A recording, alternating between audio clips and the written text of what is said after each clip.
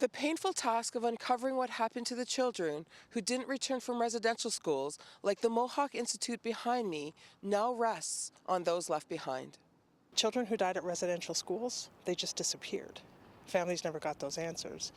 And many of the children who are now in their 70s, 80s, and 90s witnessed some of what happened, heard the truth about what happened, and their whole lives have lived with being called liars. My grandfather attended this school. My other grandfather, he knew about the truth long ago. He was one of the ones back in the closure of the school making noise about the unmarked burials and the child abuse that happened here.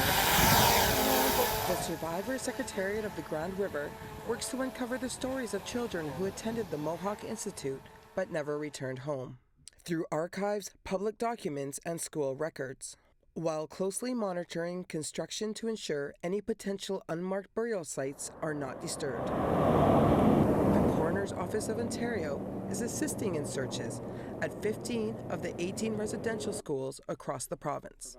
I asked for a team to be put together, and we brought together a team of investigators specifically to help to work with communities in any way the communities wished to help to answer questions about the children that didn't come home.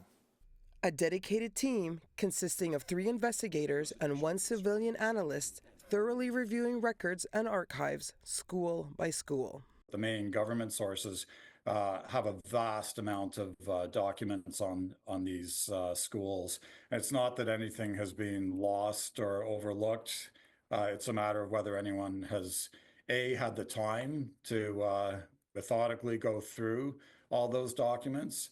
The team has uncovered records for 280 of the 436 children who are listed on the NCTR's Memorial Register and have identified an additional 220 deaths connected to the forced attendance to residential schools so far. The National Center for Truth and Reconciliation, when they talk about a death occurring at a residential school, their definition was that it's a death that occurred either at the school or within a year of the child attending the school. So I decided early on for consistency to use the same definition. The team will continue to work with communities in a culturally sensitive manner. The truth is the only thing that's going to bring the memory of those children home.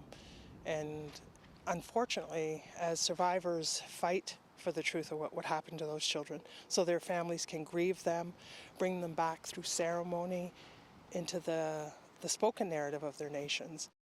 Survivors and families have carried the burden of unanswered questions for decades. It's hoped the investigative work being done now will help lessen that burden to communities. In Brantford, Beverly Andrews, City News.